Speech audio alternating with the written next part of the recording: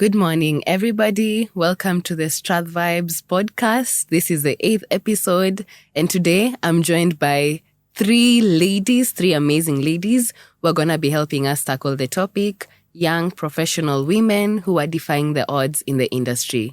So before going any further, allow me to let them introduce themselves, and then from there we can delve right into the topic. So Tiffany, take it away.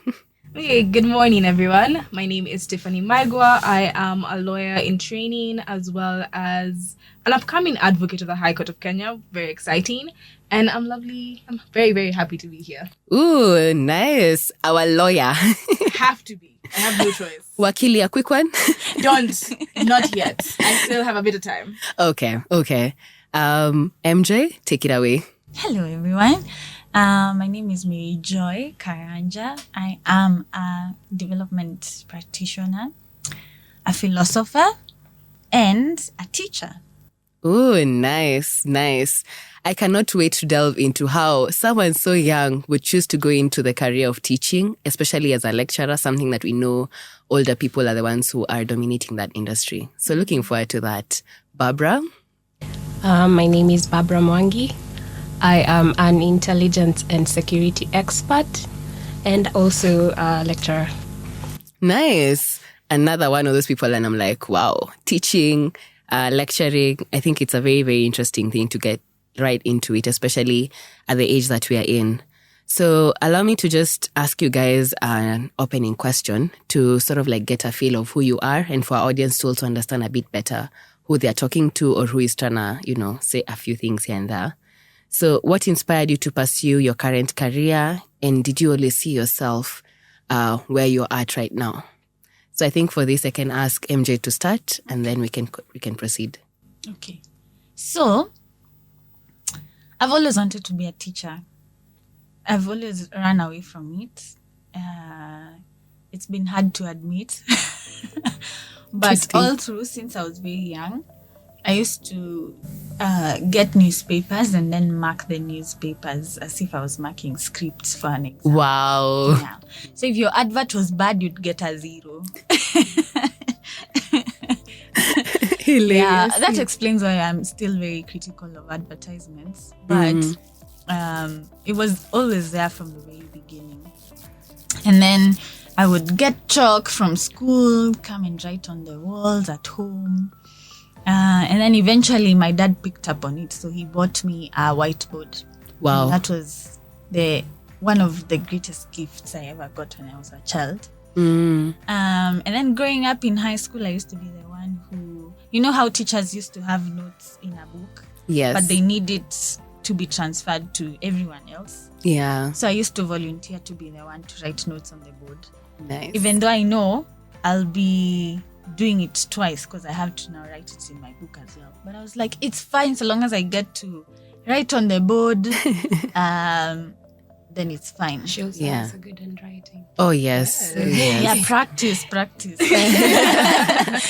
Beautiful. Let me see. Tiffany, did you only see yourself becoming a lawyer? What inspired you to get to where you're at?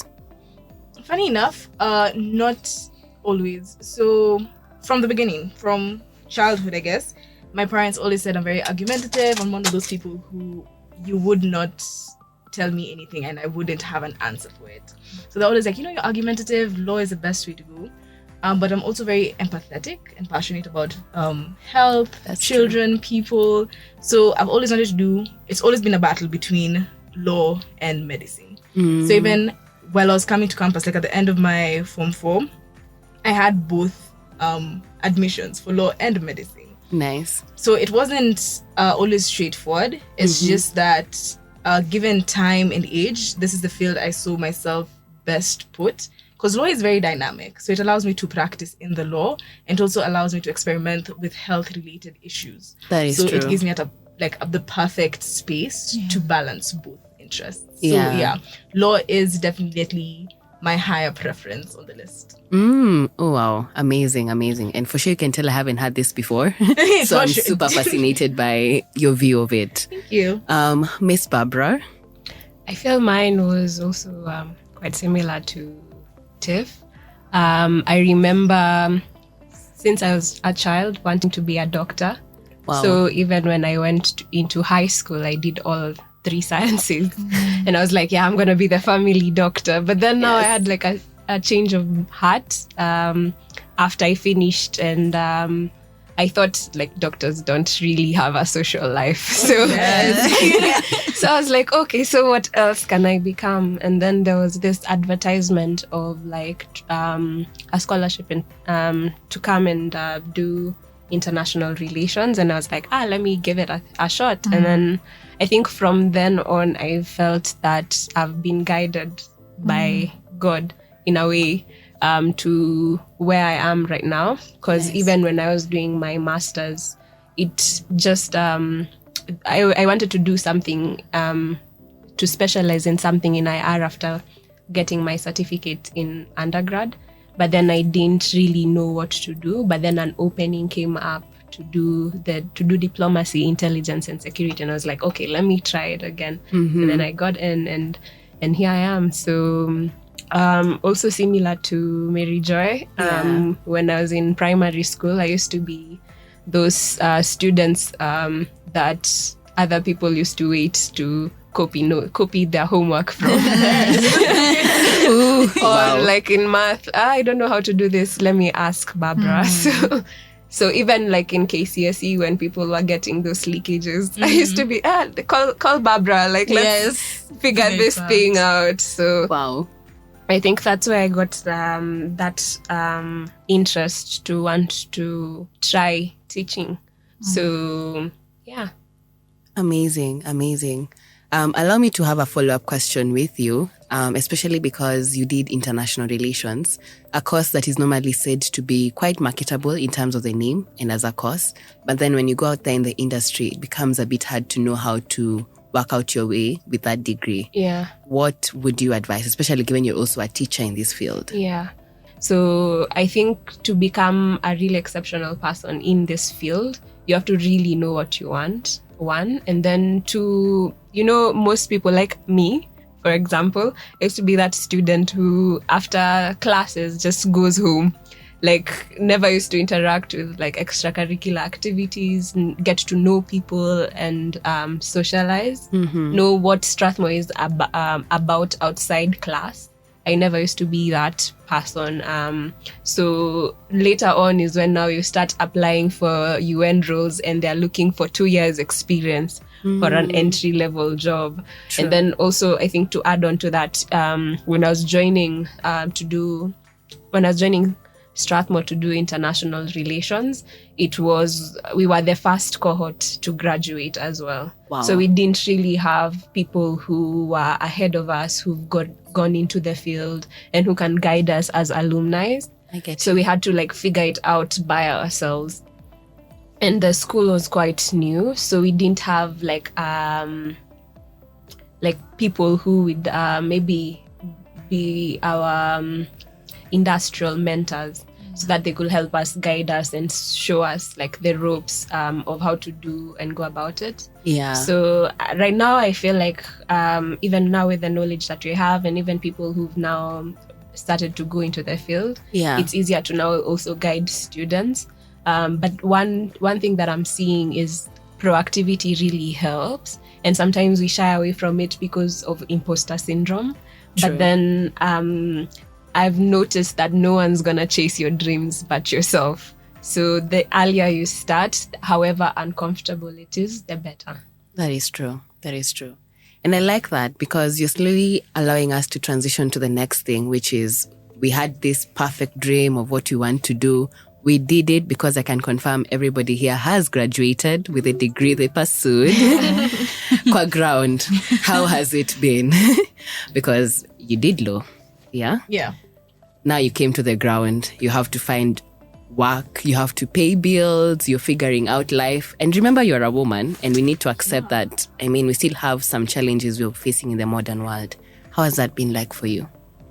So I think you can start from even before leaving school. The biggest challenge we had, and I think anyone who's in SLS can relate to this, is trying to find placement for WBL. And I don't think it's just SLS specific; it's all school specific. But yeah, it's been interesting. It's actually such a journey, because through my experience with where I was working is when I was like, okay, maybe litigation isn't for me. So litigation, for guys who are non-law, is the going to court part of it, right? Because I saw drama. Like the way people are addressed in a courtroom, especially like young female lawyers, okay, young professionals in general, but young female lawyers is when you'll hear in a courtroom with all your experience of now senior lawyers, because now we don't have standing in court just yet. But senior lawyers who are females, when you'll hear, "Wewe msichana mdogo." Msichana who? What? I'm a lawyer. I'm not even a lawyer, I'm an advocate, because at this point I'm a lawyer, because all I have is my degree. I get you. So I'm a lawyer, so an advocate, someone who's gone to KSL, someone who's practiced, someone who's shown up to court 5 years plus. Being called Msichana Mdogo was wild for me. And she's just like, you can't afford in this career to be emotional, right? So I think that was like a very interesting thing to see. Thank God it didn't happen to someone within my firm, because I would have lost it. I would be like, I'm gone home. I have not studied for this long to be called Msichana Mdogo. Crazy. I know. So that's like the first time I saw that, and I was like, not at my grown age, please. But then now, having graduated, so I took time to figure out what aspects I'd like to practice in. So just like you two had figured out teaching is your passion, I was very open. I was open to teaching, I was open to research, I was open to everything but litigation. I mean, now I'm kind of stemming back into it, because it's the reality that people need representation in court. And if everyone is like, oh, I'm not going to do it because the men in court are this, the people in court are that, we'll never actually like receive and pursue justice. True. So I'm opening myself back into just accepting that that's what sometimes the field is, and it's a possibility that I will meet such people. But just like to go back to the initial question of what that looks like after graduation, that's it. So if you do your party, after your party, it's you, yourself, and that one random uncle who'll be like, need to know a CV. Right? Who actually never sends Who them will out. never do anything, right? Yeah. Same script for everybody. Everyone, like it's every African parent, right? Or uncle or aunt. Let's not be gender specific at this point. But Fair. yeah, so it's now trying to put yourself in positions that even within campus, like you said, whether it's societies, groups that lead you to where you want to be. So for like most of my friends, including and myself as well, we finished our degree knowing where we're going. So I finished my degree going straight into research. So I had like an attachment waiting for me even before I got my degree. I got my letter before I got my degree. Most of my friends got their jobs before they got their degree. But we also have people who did nothing and are still trying to figure out, now that we've entered Kenya School of Law, oh my God, I need to find placement. But that means between us and them, there's a gap. There's a gap that we've filled of like 1.5 years with work experience, exposure, networking events, because it doesn't have to mean you getting a job. It also means like now there's a legal tech expo, there's a this expo. You can also add that as part of your interests, part of your hobbies, things you've done to build up your CV and just say, I've been involved even though I've not been working. So I think that's a step that differentiates a lot of people within my field. That is true. That is true. Defying the odds. Defying the odds for real. Defying the odds. Interesting. Miss MJ, Kwa ground, how has it been? Kwa ground, we do need different. Because, okay, so now for my degree, it was a bit hard to know what you want to specialize in. Because when you're in undergrad, you do all these things. You do project management, you do monitoring and evaluation, you do rural development, you do international development. But now when you're going to work, they ask you, so what is your specialization? So that was a bit hard and has been hard for development studies graduates, because you don't really know what you want to specialize in. You've been doing all these things. Unless now looking at it like looking back, maybe you could look at the units you were more interested in and then now choose to go deeper into them. But you see, now that one requires a bit more mentorship in that area. And now that is something we as alumni can be able to tell the people doing the undergrad right now. Yeah. The other thing, as they've said, is putting yourself out there. That one really goes a long way. And I'm really happy to see that people are, like the students right now, they're really trying to obviously not all of them, but they are really trying to take advantage of these opportunities because there are so many. True. It's only after graduating that I realized, okay, I missed out on quite a bit. Because like Barbara used to be those ones for class, home, I'm tired. Assignments. Extracurricular activities cut. So I wish I was a bit more proactive, like Tiff and her friends. I had an awakening in third year. I was like, oh my God, what am I doing? And then I tried to put myself out there, and it has really paid off. That's how I joined an institute in the law school. Nice. I started working there, and that really opened up so many other opportunities, and then got an opportunity to do an exchange program after fourth year. Yeah. So if I had started in first year, and that is what I usually advise students, start in first year when the workload is not too much, you don't have projects, you don't have, third year, fourth year usually has a lot. True. But putting yourself out there when it's first year, second year gives you more mileage in terms of what you can do because you're not very busy at that time. That is true. Okay, so I am done with school. I don't get employed immediately. I stay home for about a couple of months. Yeah, but I still did a round of the exchange program for about 4 months, and then now after, I was home. So until the new year, I think around March is when I got a job at a certain foundation.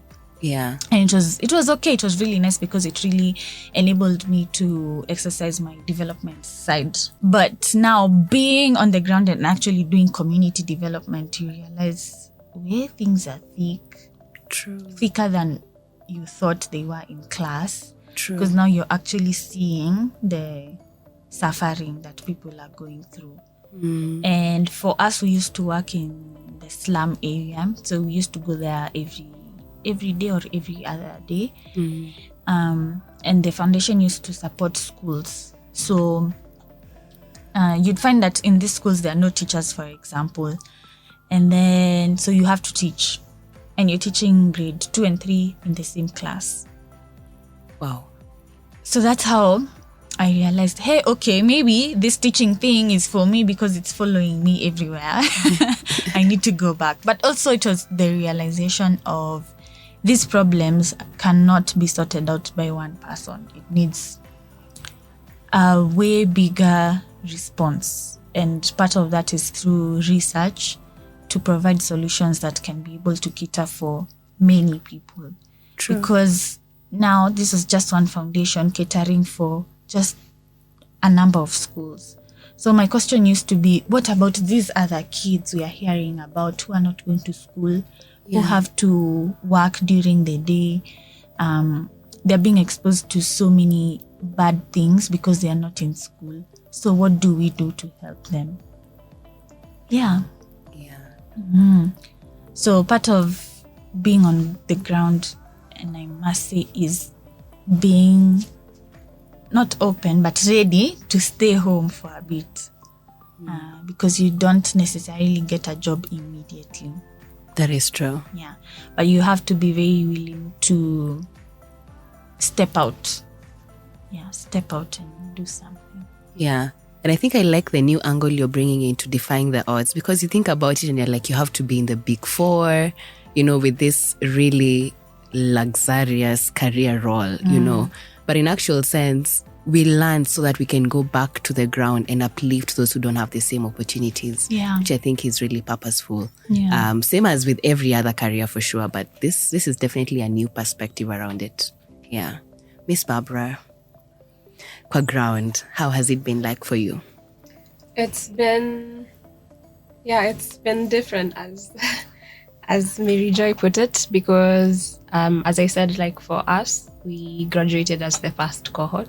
True. So you are starting out and also trying to carve our paths, which, as you said, like international relations, it has the most students if you compare to like development studies or communications. True. Because everyone wants to be a diplomat, everyone wants to work in the UN. But then when you now come out of school, you notice that we are not the only ones who did international relations in Kenya. We have USIU, which is also quite reputable in international relations. We have Koya, we have Daystar, all these other universities, University of Nairobi as well. True. So you are competing with everyone else. And this is in the thousands, yeah? Yeah. And then another thing you get to learn is if you want to work at any government organization, there's the Public Service Commission, which is like another ball field altogether, because you find sometimes most people who end up being selected have their parents who've either paid the Public Service Commission to get them in or have some sort of connections. So sometimes you see some people who don't have are left out. True. And then also you find, like, for example, for me, I wanted to work in the foreign affairs because I had done my internship there. But then you find that the slots they wanted for people who want to start off as cadets was like 10. So how in these thousands of people interested in the same role, are you going to be selected out of the 10? You know? So... ended up applying, didn't get it. But then now in the process is when I learned of this opportunity to come and become a graduate assistant. So also for me, I didn't start off when I finished, because we were now the COVID babies, because we finished, we were to graduate, we finished our course in 2019, was to graduate in 2020. True, yeah. But then now, when we were doing some of our papers, we got a notification from Strathmore that Strathmore is closing, and then now people are required to go home. So we didn't even finish like our exams. No. So now we're at home wondering what's next. When will we come and resume? I think unfortunately we came in after a few months, and then did the remaining. No, actually, we did our exams at home, online. And I think it was the first time we've ever done exams online. And then open book. Yeah. And then after that now is when, obviously, also with businesses, with COVID, some became obsolete. Some stopped hiring as much interns. And because people also are required to work from home, and some people also are being laid off because now businesses weren't doing well. So looking for a place, when you are being told, be open-minded, look for jobs anywhere to begin, there are no jobs or jobs are hard to find. And I think that time, one of the opportunities I think I got was to do my internship in Kenyans.co.ke, which later on you went and worked. And at that time they were only hiring interns. They weren't like absorbing people, and if they were, it was just like also one person. So after that, I think I did it for 1-2 months, and then now, since they weren't hiring anyone, we went home, and then I stayed home for a bit, also with COVID happening. And I think that was the most, I think they usually say it's called postgraduate depression. I think that's when it hit me, when we weren't getting any jobs. And it's not that you're not trying. It's you're waking up every day, you're applying for 10 roles. You get regret emails, like, we regret to inform you did not pass through the second round, or So many regret emails, and even most of them as well being from UN, because I remember I wanted to work in UNHCR.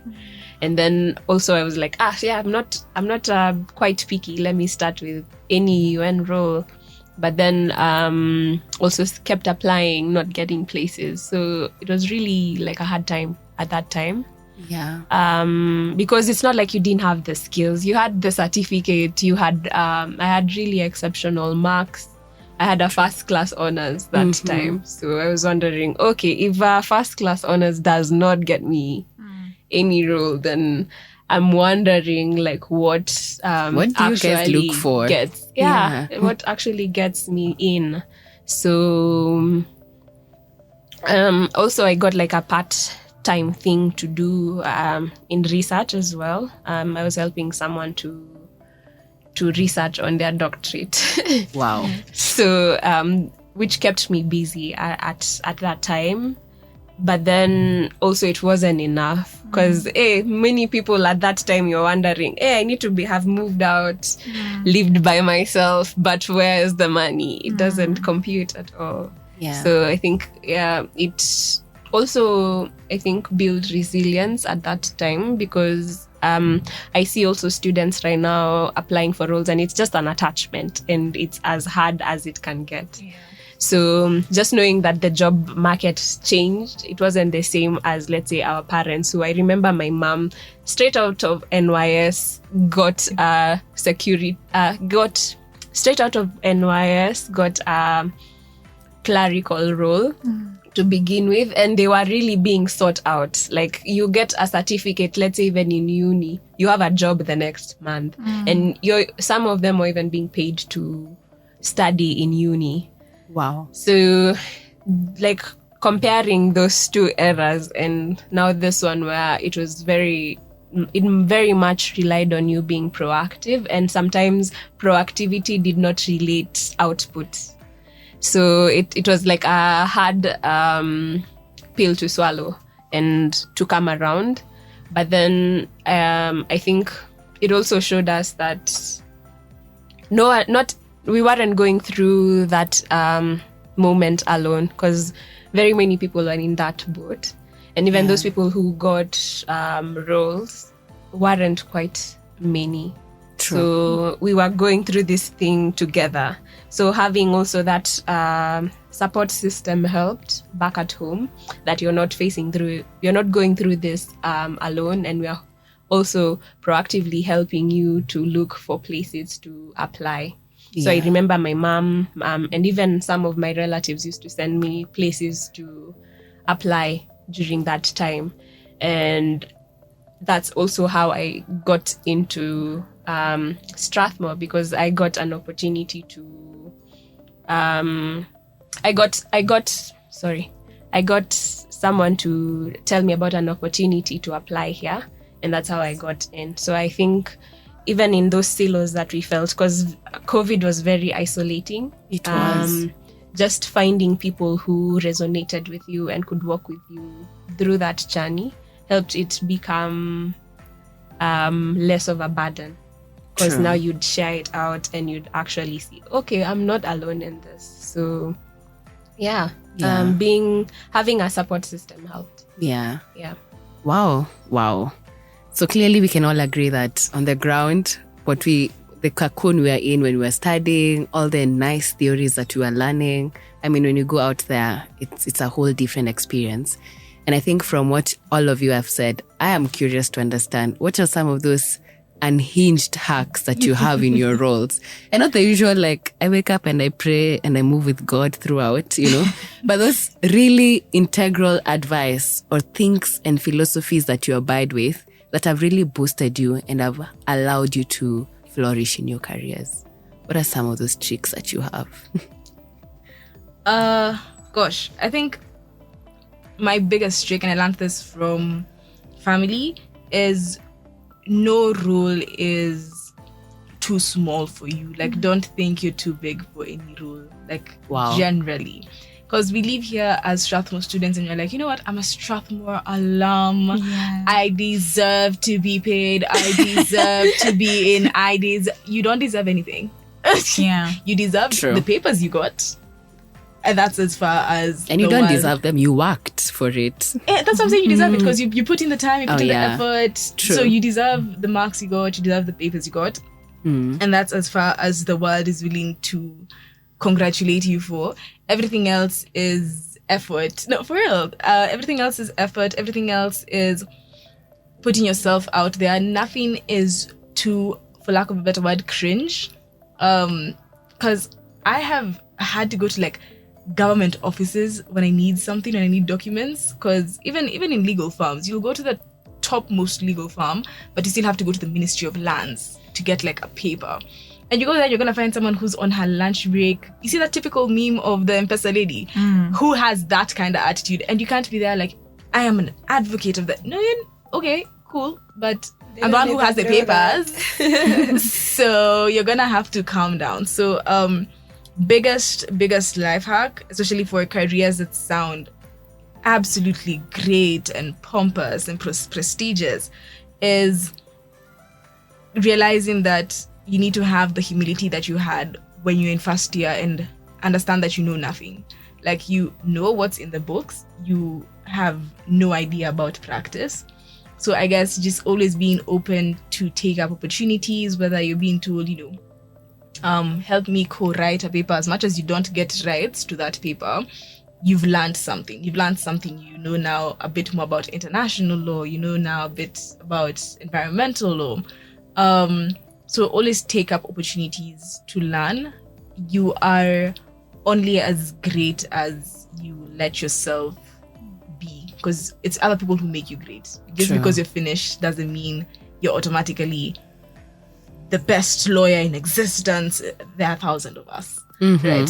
So how to differentiate yourself requires a lot of stepping back from what Strathmore has told you. Strathmore is the best law school, Strathmore has the best this, Strathmore has the best that, to realizing your best in Strathmore could have been someone's average somewhere else. So you need to be able to learn and take up all opportunities that come your way. This does not mean let yourself be misused, let your time be abused and things like that. It just means be open to opportunities when they come. So if it's an internship, it's not a paid internship, but most places need 2 years experience. Get the experience, right? So don't just turn things away because they don't work for you at the time. Yeah. Beautiful. I like that. Yeah. Miss MJ. Okay, mine is a work in progress. Because I'm realizing every job, so long as you're working, really takes up a big chunk of your life. True. And I remember one of my teachers used to say that what they do outside of class or outside of, work is what informs what they do at work or powers what they do at work. Wow. So it's not the other way around, because we tend to live life the other way around. I am tired, so I cannot go to this To function. work. I need to work. I need to finish marking these papers, so I cannot do this. I need to finish this report, so my week I'll have to work during the weekend. And nowadays I realize the importance of what that teacher said, because work never ends. And I'm not saying I'm not saying that you should not work or overlook deadlines or things like that, but it actually helps you be more structured because you have things to do outside of work. And outside of work is your life that you need to take a hold of with both hands, because otherwise you'll be defined by just one thing, which is work. And work defines us. We are, to a certain extent, what we do, but that's not the only thing we do. So that's just something that is or has been on my mind of late. I get And I think it is something that I am really keen on trying to get right, so that I don't have my life defined by just one thing, yet I transcend my work. Yeah. Interesting. I think we're going to get back to that, put a pin on it. But allow Barbara first to tell us her life hack, her work hack in this case. I think it's tied to what MJ has said, just not being defined by work. Because also sometimes I have this mantra that I think everyone knows, like, by this you must. Because sometimes you can be really tired, like really fatigued, but you're trying to meet a deadline, or you're trying to be outstanding at work. You forget that even that self-care or just looking after your own health is important. Sometimes you might show up to work very sick, but then you're trying to outdo, or you're trying to go beyond. You're trying to go beyond what needs to be done, or chasing those JDIs. True. JDIs. KPIs. Chasing those KPIs. But then you forget that you need to look after yourself. So just that realization that work doesn't end, and you need to, if you're sick and you can't be able to work, then it counters what you're trying to go after. So taking time to also look after your mental, because sometimes people quite quit a lot. You're working, but you're like, am I really at the right place in my life? So even just taking time to either seek therapy, or to even look within, because I think sometimes we try to cope as well with work and not deal with what issues we face on the ground. So it's easy to it's good to just take a step back and like really think about what you're doing, and also where you are at, so that you're able to show up fully. Because also you can't really fill your cup if you're also running on empty, and you can't fill other people's cups as well if you're running on empty. So finding those other sources of joy outside work, even if it's being by yourself and catching up, binging, because sometimes we can get to that place where we start also comparing where people are at in life, and then the end result is, I should be working harder. But then you're working harder towards what? Exactly. Because someone else's vision isn't yours. True. And what brings you fulfillment is not what brings the other person fulfillment. And again, we're not in the same lane when it comes to chasing after the things we like. Because sometimes I also saw like a reel that was saying people even like most prominent people got their fame and their recognition later on in life. So what makes you think that it needs to happen at this particular place in life? Because sometimes we might compare what the other person is doing, and we feel like we need to now, start applying for jobs, but you're not applying with a keen eye of, will this satisfy me once I get it? Because I think sometimes jobs are like toys. You get like even a new phone, and a week later you don't see the need of why you actually bought it, but you spent so much buying it. And also idolizing it or wanting it. So just really like taking that step back to figure out, is this really what I want to do, and will it give me satisfaction once I get it? Helps you to even now have that laser vision when you're going after what you want. Amazing. And I like that, because remember I said put a pin on it, because it was also trying to understand how you said it. What you're doing outside of work can also supplement your work, or should supplement your work. So I was trying to figure out that balance we normally have, because at the same time, I think most of us here are Gen Z. All of us here are Gen Z.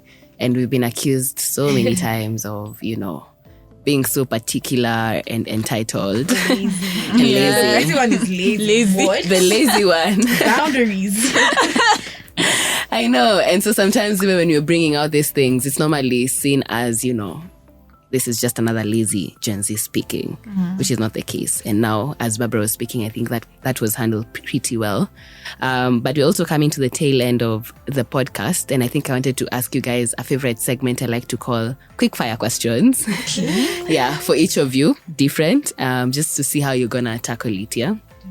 So I can start with you, Tiffany. What are the stereotypes in your industry of women that you'd want to be eradicated as soon as possible? Number one, okay. Honestly, that women are emotional. I was having this conversation with my friend yesterday, actually. Women aren't as emotional as we're put out to be. So women do feel emotions and we react faster and what's to wrong our with emotions. being emotional? No, that's the thing. Being emotional, in the actual sense of the word, is feeling things. So like men are emotional, women are that's emotional. a neutral. It's just that women emote more. Like we show our emotions more than Yes. And I'm men. like, what's wrong with that? Exactly, right? So I think, but now for our career, because it's a very, even historically, it's a very male-dominated career. Women who show their emotions more are seen to be dramatic, chaotic. I can't be represented by a woman who is not that. So our like my career needs a lot of masculine energy for growth. Because the moment, because I was having this conversation, I was being told the moment I get pregnant, so let's assume I've gotten married straight after KSL, right? So that puts me as, if I'm retained wherever I'm working, as a first year associate. If I get married and get pregnant as a second year associate, that's the end of my path if I want to make partner at most law firms. That's Because crazy. they don't give you need to be able to compete with the men, right? Who rarely go home. Who will not go home, even for a paternity leave. Like, these guys will just stay in the office, right? So I think what we need to demystify is that being emotional is not particularly a weakness, because a lot of what we do does require empathy, sympathy. That is me being emotional, and that's not particularly a bad thing. I think that would be the one thing, if my career could change, is the thought that being emotional is being a weakness. Being emotional makes you a weak lawyer or a weak advocate. I think that's the one thing, like, top of my mind. Okay. But also for women specifically, don't be afraid to compete with the men. Take up space. It's always amazing to see in meetings, in organizations, women taking up space and seeing such strong women. So I think don't be timid just because you've been called Shanam Dogo, baby girl. Baby girl in peace. Baby girl in your space. So take up more space. Don't be afraid to be loud. Don't be afraid to be aggressive, because men are always going to be aggressive. And it might not be in your nature, but I'm not telling you be rude, fight people. Take up space the way you know how to take up space. So whether it's correcting people politely, because I know Briege, I can't see you shouting at people, and that's okay, man. And that's fine. But don't be afraid to take up space. Don't be afraid to give your opinion, because more often than not, we see a lot of timidness from female advocates, female lawyers, than we do from men. So I think take up space would be like my biggest take home. Yeah. Oh, I like that. MJ, do you remember your first paycheck? How did it make you feel? But over and above, what did you do with it? Trust me, I don't remember what I did. I did with it. But yeah, I was happy. I didn't even touch it for a couple of days. And then from there, I don't know. I blew it. I mean, it's important. Yeah, it's important. I blew it. Yeah. I don't even remember on what. Okay. Yeah. Okay, interesting. And then, Barbara, you can mention one person who has been your most influential mentor And what's that one valuable lesson that they taught you? Is it bad that one of my mentors is another podcast? But I think what stood out for me with what they said is that it's okay to rebrand yourself. Wow. And rebranding yourself looks like you just envisioning what success looks like for you, and writing down those, let's say, qualities of success that you'd want to be associated with. If it's consistent, if it's, let's say, for example, being resilient, like writing them down, and also just envisioning yourself as your best version and then working backwards. I think that helps, especially in this era where we feel like we're not enough or we're not doing enough. And also in an era where we are looking at big accomplishments to define us as being successful. So sometimes in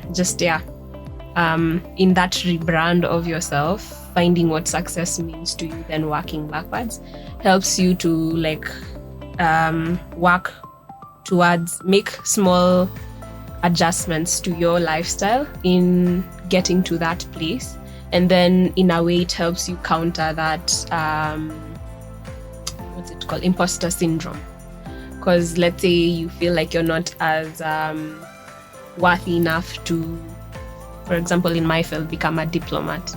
But then I see maybe a specific attribute that in a diplomat that I want, and then start ticking them off my list. Yeah. So if I work towards, let's say, even public speaking, and then now I'm in this podcast, and then I say, okay, yeah, I've been in a podcast, and I can tick it off and say, okay, this is one. How about let's say do 20 towards it, and then in the 20th one, wouldn't I be as wouldn't I have gotten the skills in public speaking? Yeah, I would have. Yeah. And then look at another quality and work towards it. I think it can help us to slowly build to the places we want to get and not feel as if we're going slow.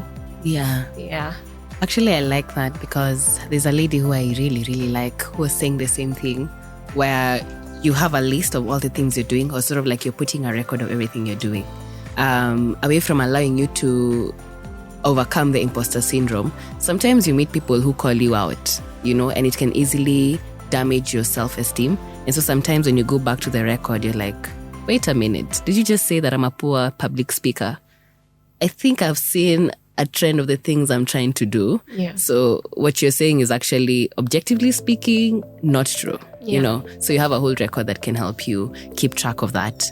And 365 days is a long period. True. So sometimes we, even right now, we are in April. If you are to think about everything that you've done from January to April, sometimes you don't even remember. And sometimes it's the small things, like even helping someone in their assignment or showing up for a friend. And I feel like such things need to also count.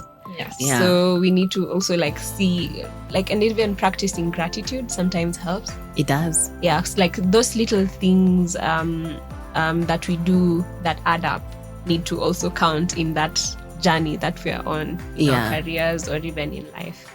Oh, what a nice way to sort of summarize the podcast, where, it's not the big things that make us who we are. It's the very small things that build us towards where we are at right now. And those are the ways we defy the odds. Yeah, we don't become presidents in one election. Yeah. We work towards it. Yeah, for sure. We're in Kenya. Yeah, but allow me to really thank you, girls, for this beautiful podcast. I think I wanted to make it so personal because that's what we all relate to, unlike the script that we hear over the 4 years in school. So I want to really, really thank you for bringing out that personal aspect of it, for the nuggets of wisdom. I think you've also had a beautiful opportunity to reflect. I know some questions and you're like, wow, This was me, actually, and it's a renewal of gratefulness, as Barbara put it. So thank you so much for being in the podcast. See you on the streets in Strathmore. Happily, man. Yeah, happily. Nice. Okay, so that's a wrap. Thank you so much. I've been your host, Briege Mwangi. See you in the 9th episode. Bye-bye. Bye, guys. Oof.